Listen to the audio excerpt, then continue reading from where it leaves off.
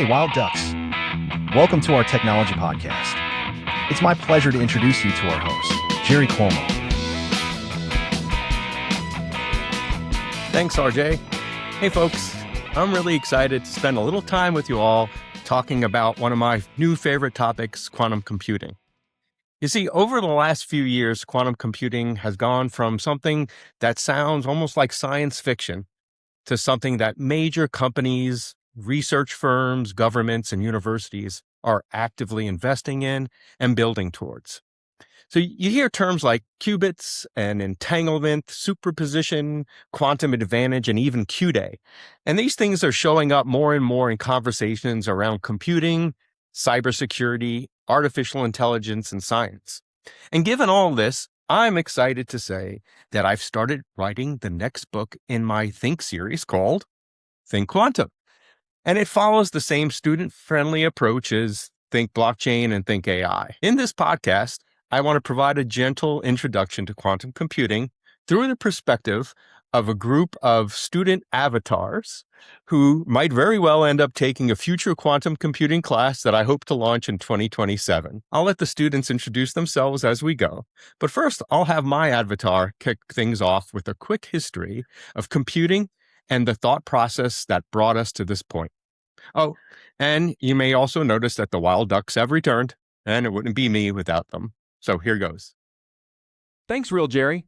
I'll start with a short bit on our evolution to quantum. For thousands of years, computing was physical. Long before software, people built systems that modeled the world through motion, position, and mechanics. Devices like the Antikythera mechanism used gears and movement to track the motion of celestial bodies. Computation was something you could literally touch and turn by hand. Over time, those physical systems evolved into mechanical machines designed for calculation. Inventors like Blaise Pascal and Charles Babbage imagined devices that could automate arithmetic itself. Gears, wheels, and levers became early representations of state and logic. Computation was no longer just about observing the world around us. It was beginning to process information. The next great shift was digital computing, bits, zeros and ones. Instead of gears moving through physical states, transistors switched electronically at incredible speed. That model gave rise to modern computing, from personal computers to cloud platforms and artificial intelligence. As Alan Turing helped formalize decades earlier, computation became a sequence of well-defined symbolic operations carried out step by step. But eventually, computing reached a strange boundary. As systems became smaller and more powerful, engineers and physicists encountered a world that no longer behaved according to classical rules. At the scale of atoms and electrons, nature itself operates differently. Richard Feynman, one of the most influential physicists of the 20th century, once suggested that if we want to simulate nature correctly, we may need computers that follow quantum rules too. You'll likely hear his name come up often when discussing quantum computing. As he famously remarked, "Nature isn't classical, damn it. If you want to make a simulation of nature, you'd better make it quantum mechanical." That idea opened the door to an entirely new model of computation. Instead of representing one definite state at a time, a quantum system can carry many possibilities together before measurement settles on an outcome. Physicist Michio Kaku described it this way: transistors are based on zeros and ones. Reality is not. At the quantum scale, particles behave like waves. Probabilities evolve together, and outcomes emerge from interference between possibilities. Computing has gone from physical systems to mechanical machines to digital logic, and now toward quantum computation, where information itself begins to follow the deeper rules of nature. Bear with me for a moment as I attempt to explain quantum mechanics through the eyes of a lifelong software engineer. That's okay though, because apparently even physicists admit this subject can be strange and difficult to fully understand themselves. You see, classical systems feel comfortable to us because they behave in definite ways. A switch is on or off. A value is true or false. Even when a computer evaluates many possibilities, each processor is still working through one specific state at a time. Quantum systems behave differently. You may have heard of Schrödinger's cat, the famous thought experiment where a cat inside a sealed box is described as both alive and dead until the box is opened and observed. Strange as that sounds, the experiment was designed to illustrate something important about quantum mechanics. Before measurement, a quantum system can carry multiple possible outcomes at once. Oddly enough, I find it helpful to think about this in a less dramatic way that we see every day. When you see those three little texting dots appear on your phone, you know a message is coming, but you don't yet know what it says. It could be good news or bad news, a quick answer or something unexpected. Until the message arrives, several possibilities are still in play. Of course, quantum systems are far more precise and mathematical than a texting bubble, but the intuition is surprisingly useful. Instead of committing to one outcome immediately, the system evolves through multiple possibilities before measurement produces a final result. Our friend Richard Feynman once remarked, "I think I can safely say that nobody understands quantum mechanics." I have always appreciated the honesty in that statement. These ideas are not naturally intuitive, especially for those of us raised on classical computing and deterministic systems. But the behavior follows clear rules, and those rules are exactly what quantum computing builds on. Next, I'll ask a few students. Well, avatars of students. You'll see what I'm doing here. In any case, they'll help walk us through the core principles behind quantum mechanics, including superposition, measurement, entanglement, interference, and decoherence. Take it away, Max. Hey, Max here to talk about superposition. Earlier, Jerry hinted at an unusual idea. Before observation, a quantum system does not need to settle on one definite outcome. That behavior is called superposition, and it is one of the foundational principles of quantum mechanics. We'll use this glowing sphere-in-a-box figure in the next few examples because it gives us a simple way to visualize what's happening inside a quantum system. Before the duck looks into the box, the sphere has not yet settled into one definite outcome. Is it red? Is it yellow? At this stage, the system evolves as a blend across many possible outcomes before observation finally settles the result. You can think of it a bit like the famous cat in the box, or even a coin still spinning in the air before it lands. The outcome has not yet settled into a single observed result. Each possible outcome contributes to the state with a certain strength, known as amplitude.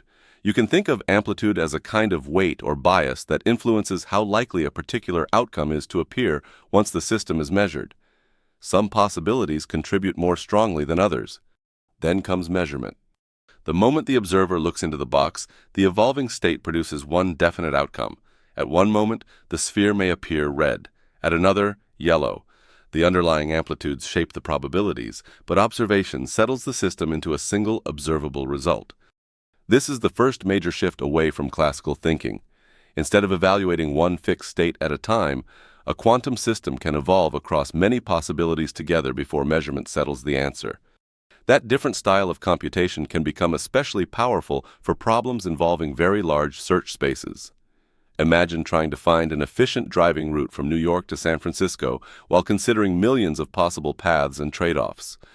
Through superposition, a quantum system can evolve across many possible paths together before measurement narrows the result. Next, we'll look at what happens when quantum systems become linked together through entanglement. My name is Mia, and my topic is entanglement, which to me is one of the strangest ideas in physics. Earlier, Max mentioned that a single quantum system can carry multiple possibilities at once through superposition. Entanglement extends that idea across multiple systems. In this example, we now have two boxes and two observers. At first glance, the spheres appear separate, but at the quantum scale, the systems can become linked and must be described together. Instead of two independent states, we now have one shared state spanning both boxes. Albert Einstein famously referred to this behavior as spooky action at a distance. The phrase stuck because the behavior does not match how we normally think about separate objects. If two systems are physically apart, we expect them to behave independently. Entanglement tells us something different. In the top part of the figure, neither observer has looked yet. The system is still evolving as a shared state. The relationship already exists before measurement takes place. In the lower part of the figure, both observers measure the system. One observer sees yellow while the other sees red. What matters is not the specific colors, but the correlation between them. The outcomes are linked. If one observer measures one result, the other result is immediately determined because the relationship was already built into the shared state. As a dancer, I found it helpful to think about entanglement like two dancers performing together. You can watch either dancer individually, but the choreography only makes sense when viewed together. The relationship is not stored in one dancer or the other.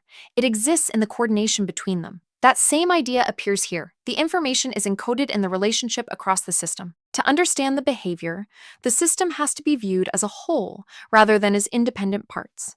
In quantum computing, those relationships become computationally important. For example, when a quantum algorithm searches for patterns that could help factor very large numbers used in encryption, entanglement helps groups of qubits stay coordinated as the computation evolves across many possible mathematical relationships. Next, we'll look at interference and how quantum systems begin behaving more like interacting waves. I'm Finley, and I'll cover interference. To understand interference, it helps to start with something familiar like noise-cancelling headphones. Inside the headphones, microphones listen to outside sound and generate a second wave designed to oppose it. When the two waves overlap, parts of the signal cancel out. The noise becomes quieter because the waves interfere with one another. That same idea appears in quantum mechanics.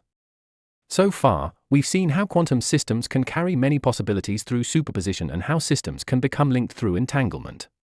Interference is what happens when those possibilities begin interacting like waves. The double-slit experiment provides one of the clearest examples. Imagine a wave traveling toward a barrier with two narrow openings. If one slit is open, the wave spreads out in a predictable pattern. But when both slits are open, the waves overlap. In our figure, the duck acts as the observer, the slits shape how the wave evolves, and the screen reveals the resulting interference pattern. Where the waves align, the signal becomes stronger, creating the brighter yellow regions on the screen. Where they oppose each other, the signal weakens, producing the darker regions where outcomes are suppressed. Over time, those interactions build the larger interference pattern projected on the screen. In quantum computing, that same idea allows some possible outcomes to become more likely while others fade into the background as the computation evolves.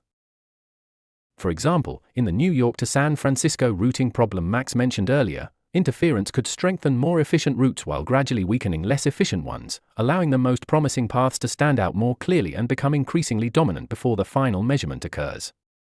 Here, there's a bit of a catch. The quantum system has to remain stable long enough for those delicate wave interactions to unfold. That leads us to the next topic Jackie will cover. It's me, Jackie. And unfortunately, the opposite of coherence is decoherence, which happens to be my topic. For quantum computation to work, the system has to maintain its delicate wave-like behavior long enough for the process to unfold. That is far more difficult than it sounds. Quantum systems depend on coherence, which you can think of as everything staying in sync. The waves describing the system evolve together in a coordinated way, allowing possibilities to combine and interfere with one another. When that coordination breaks down, the system falls out of sync. This is called decoherence. As decoherence sets in, the system begins settling into definite outcomes too early, behaving more like a classical system before the computation has finished. The challenge comes from the environment itself. Tiny disturbances such as heat, vibration, or stray energy introduce noise that disrupts the quantum state. To reduce this, many quantum computers operate at temperatures close to absolute zero, where the environment becomes quieter and more stable. What makes this especially fascinating is that nature may already be doing something remarkably similar through photosynthesis. Energy moving through plant cells appears to explore multiple possible paths before settling on an efficient route, all within a warm and noisy environment where quantum effects would seem difficult to preserve. In many ways, nature may still be the better engineer, and we are only beginning to understand what it has already figured out. In summary, superposition, entanglement, interference, and decoherence describe a very different model of computation. Instead of moving step by step through fixed states, quantum systems evolve many possibilities together before measurement reveals a result. Next, let's look at the machines designed to make this possible, quantum computers themselves. I'm Jonas, and I get to help demystify what a quantum computer actually is. As Jackie just mentioned, keeping a quantum system stable long enough to compute is incredibly difficult, and that challenge shapes what these machines look like.